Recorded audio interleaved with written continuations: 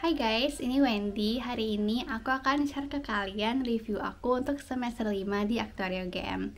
Jadi aku nggak pengen series ini berakhir. Jadi aku akan berusaha untuk selalu update kalian hasil studi aku setiap semester. Nah, untuk semester 1 sampai 4 udah ada di playlist, kalian bisa langsung cek. Untuk semester 5 aku ambil 24 SKS. Ini adalah SKS maksimal 24. Aku ambil 24 SKS. Yang pertama adalah program linear. Biasanya aku dan teman-teman aku suka manggil ini prolin, program linear. Ini bukan matkul dari aktuaria gitu.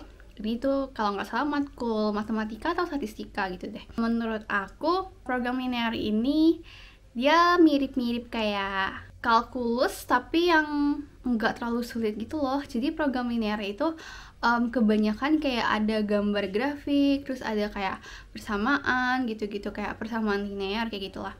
Nah cuman bedanya mungkin kalau program linear ini dia lebih sedikit advance gitu daripada soal-soal persamaan linear yang biasanya. Dan program linear ini juga ada codingnya, jadi kayak ada kayak soal-soal matematika, terus harus bikin persamaan linear. Nah terus biasanya kita bikin codingnya juga, jadi kita selesaikan dengan coding kayak gitu. Menurut aku tingkat kesulitan kalau dari 1 sampai 10 ini masih di 5 atau 6 gitu, jadi nggak terlalu sulit tapi juga nggak kayak gampang-gampang banget juga. Di sini untuk matkul ini aku dapat nilai A per B atau 3,5. Yang kedua adalah analitika data. Matkul analitika data ini adalah matkul untuk prodi aktuaria. Tingkat kesulitannya menurut aku 1 sampai 10 ini masih di 3 atau 4 gitu, jadi nggak terlalu sulit. Untuk analitika data ini lebih ke coding juga, jadi kelasnya itu biasanya adalah di lab komputer, jadi ini banyak codingnya, terus lebih ke kayak ada laporan misalnya, terus ada soal-soalnya, ada masalahnya, terus kita selesaikan dengan cara kita tulis codingnya, terus ada output hasil gitu-gitu. Tidak begitu sulit. Di sini aku dapat nilai A atau bobot 4. Selanjutnya adalah pengantar teori risiko aktuaria 2 atau PTRA 2. Jadi kalau di semester lalu tuh ada PTRA 1. Semester ini PTRA 2, tingkat kesulitannya menurut aku ini masih di sangat sulit. Jadi semester lalu itu kalau nggak salah nilai aku tuh juga jelek untuk matkul ini ya. Semester ini juga sama, karena menurut aku matkulnya masih susah. Matkul ini adalah matkul khusus untuk prodi aktuaria, jadi ini matkul yang kayak lumayan penting gitu, kayak wow susah gitu. Menurut aku sih susah ya, tapi masih ada kok teman-teman aku yang bisa dapat nilai A kayak gitu, jadi nggak impossible sih. Sini aku dapat nilai B per C atau 2,5 bobotnya. Agak rendah, aku harus belajar lagi ini. Tingkat kesulitan 1 sampai 10 menurut aku ini di 10. Karena menurutku ini susah banget. Tapi teman-temanku masih ada yang dapat nilai A. Jadi kalian kalau belajar lebih giat mungkin kayaknya sih bisa. Selanjutnya ada matkul asuransi umum dan kerugian. Ini adalah matkul pertama aku yang ada kata asuransinya gitu kan. Pas pertama kita mau isi KRS, aku lihat matkul ini, terus kayak aku dan teman-teman aku tuh kayak wow kayaknya keren gitu, kayak kedengarannya kayaknya keren karena ada kata asuransinya. Menurut aku ini matkul yang seru. Tingkat kesulitan dari 1 sampai 10 ini masih di 6 atau 7, kayaknya 6 deh, kayak 6. Matkul ini tuh nggak sesusah itu gitu, cuma nggak gampang juga. Nah matkul ini pakai coding, ada pakai coding juga maksudnya, tapi juga awal-awal belajarnya itu kayak masih belajar konsep, terus belajar hitungan-hitungannya, dan akhir-akhirnya itu baru kayak ada coding gitu. Jadi lumayan kayak terstruktur, enggak kayak terlalu cepet gitu belajarnya kayak banyak buku gitu, enggak. Jadi masih lumayan seru. Recommended banget sih karena agak berbeda dengan matkul-matkul yang lain. Di matkul ini aku dapat nilai A- atau 3,75. Selanjutnya adalah kelas teori investasi. Teori investasi ini adalah kelas yang hampir mirip dengan mata kuliah matematika keuangan. Jadi kalau di semester 1 dan semester 2 kan ada matematika keuangan 1 dan 2. Nah, menurut aku teori investasi ini matkulnya agak mirip, lebih ke kayak lanjutannya gitu. Meskipun kalau kita lihat di kurikulum kita kan harusnya matematika keuangan itu ada yang pertama, terus ada kedua, terus lanjut lagi ke matematika aktuaria gitu kan. Nah, tapi untuk matkul teori investasi ini menurut aku lumayan mirip sama matematika keuangan. Jadi kayak bukunya ada yang lanjut dari yang matematika keuangan, terus konsep-konsepnya juga lebih kurang awal-awalnya sama gitu, cuman mungkin ada tambahan lagi rumus-rumus baru dan topik-topik baru. Jadi menurut aku kalau misalnya kalian dulu semester-semester lalu lumayan enjoy sama kelas matematika keuangan, kalian boleh banget consider teori investasi ini. Karena kalau kalian suka matematika keuangan, pasti kalian bakal suka kelas ini juga. Kalau aku sih pribadi aku lumayan suka. Soalnya aku dulu tuh lumayan suka sama matematika keuangan kan, kayak lumayan kelas favorit gitulah pas semester-semester awal gitu. Jadi recommended banget ambil kelas teori investasi ini. Tingkat kesulitannya menurut aku masih di 6, jadi nggak susah banget juga. Aku dapat nilai A per B atau bobotnya 3,5. Selanjutnya ada mata kuliah pengantar proses stokastik. Kalau aku nggak salah ini adalah kelas untuk prodi matematika. Menurut aku kelas ini awal-awal belajarnya kayak agak banyak konsepnya gitu. Terus setelah konsep terus ada hitungannya juga lumayan banyak. Jadi kalau kalian adalah tipe-tipe yang enjoy kayak konsep matematika di kehidupan sehari-hari gitu. Kalau kalian tipe yang suka belajar konsep, terus suka dive into hitungan-hitungannya gitu, kalian mungkin bakal suka sama kelas pengantar proses stokastik ini. Menurut aku mata kuliah ini lumayan susah. Aku kasih kelas ini rating kesusahannya di 10 juga.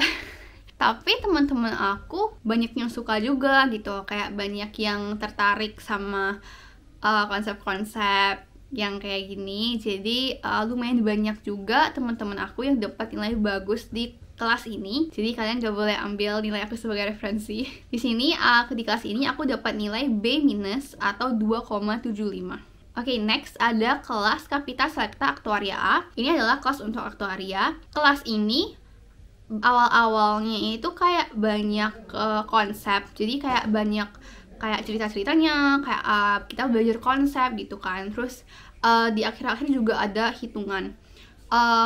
Pas ujian juga lebih ke hitungan sih, jadi kayak ada hitungannya gitu. Di matkul ini itu ada final project, jadi ntar bakal ada final project yang tugasnya itu berkelompok. Menurut aku matkul ini sangat kreatif gitu, kayak tipe-tipe matkul yang seru karena kalian bakal explore banyak konsep, tapi hitungannya itu nggak sebanyak kelas pengantar proses stokastik misalnya. Jadi kalau yang proses stokastik kan tadi konsepnya banyak, hitungannya banyak.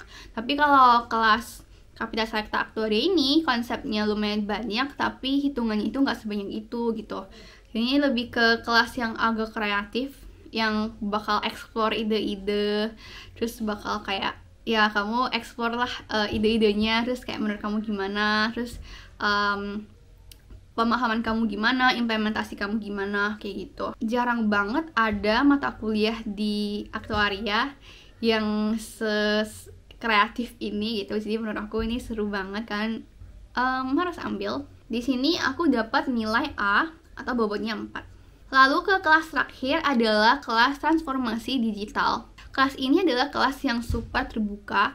Jadi matkul ini tuh adalah matkul yang bisa diambil oleh mahasiswa dari prodi yang berbeda-beda. Dan juga kelasnya itu bakal campur gitu. Jadi misalnya ketika ada tugas kelompok, kamu bisa aja dikelompokkan dengan 4 atau 5 mahasiswa yang dari prodi yang berbeda-beda kayak gitu. Jadi ya super beragam, super open. Muridnya ada ratusan untuk mata kuliah ini. Cuman sayangnya mata kuliah ini kemarin masih online full. Jadi ketika ada kayak tugas kelompok, soalnya ada tugas kelompok kan. Jadi dari pengalaman aku sih kemarin pas tugas kelompok itu, satu kelompok orangnya lumayan, kayak ada 6 atau 7 orang atau 8 orang gitu. Tapi yang dari prodi aktuarial cuman aku sendiri di kelompok itu. Jadi kayak sisanya teman-teman di kelompok aku tuh kayak dari prodi kedokteran, dari gizi, dari kimia gitu. Jadi beneran kayak berbeda-beda semua. Kalau misalnya kalian tipe yang suka berbaur atau kayak kalian tipe yang suka kenalan dengan orang-orang dari prodi yang beda-beda, kayaknya kalian bakal suka sama kelas ini. Kayaknya akan lebih better lagi kalau misalnya kelas ini bisa dibikin offline, jadi kayak ketemuan sama semua orang yang beda-beda ini. Cuma aku nggak tahu itu possible atau enggak, mengingat mahasiswa untuk matkul ini ada ratusan gitu ya, jadi agak susah kayaknya. Tapi aku kurang tahu sih. Tapi aku yakin banget kalau offline pasti bakal lebih seru. Nggak ada hitungan-hitungannya, full konsep, jadi full teori. Ntar di ujian atau quiz juga full teori. Terus ada final project juga dalam bentuk PowerPoint presentasi kayak gitu, juga full teori. Jadi kelas ini full konsep sih. Jadi kalau kalian ambil kelas ini kan harus adalah orang-orang yang enjoy mata kuliah berkonsep gitu, yang nggak ada hitungan-hitungannya. Nah, itu adalah semua 8 mata kuliah yang aku ambil di semester 5 ini. Ini kan 24 SKS ya, jadi masing-masing mata kuliah yang aku ambil di semester 5 ini adalah bobotnya 3 SKS. Jadi 3 kali 8 itu 24 SKS. IPK aku untuk semester 5 ini adalah 3,6. Jadi pas di 3,60 gitu. Jadi kayak pas banget di garis 3,6 gitu. Tapi so far semester 5 menurut aku mata kuliahnya lumayan seru ya. Kayak mungkin honorable mentions untuk matkul-matkul yang menurut aku kalian harus banget ambil gitu. Ada asuransi umum dan kerugian, itu seru. Terus ada kapita selekta, itu seru banget. Dan mungkin transformasi digital, kalau kalian suka yang kayak full konsep, full teori kayak gitu. That's all untuk review semester 5 aku di Aktuarial UGM. Ditunggu video untuk review Aktuarial UGM aku untuk semester 6, karena mungkin spoiler alert untuk semester 6 di Aktuarial UGM, aku nggak ambil mata kuliah di semester 6, tapi aku menggunakan jatah SKS aku untuk hal lain gitu. Jadi mungkin ditunggu review semester 6 yang kayaknya nggak bakal lama lagi aku bisa record, karena sekarang meskipun sekarang aku udah di akhir semester 6 aku, tapi kan nilainya belum keluar ya, kayak hasil studinya itu belum muncul di website atau aplikasi semester aku. Jadi aku belum bisa bikin video review semester 6, tapi kayaknya bakal gak lama, jadi kalian tunggu aja review semester 6 aku. Oke, that's all untuk video hari ini. Semoga kalian suka, dan semoga review semester 5 ini bermanfaat untuk kalian ketika kalian mau milih mau isi KRS misalnya. Jadi thank you for watching, dan sampai jumpa di video selanjutnya. Bye bye.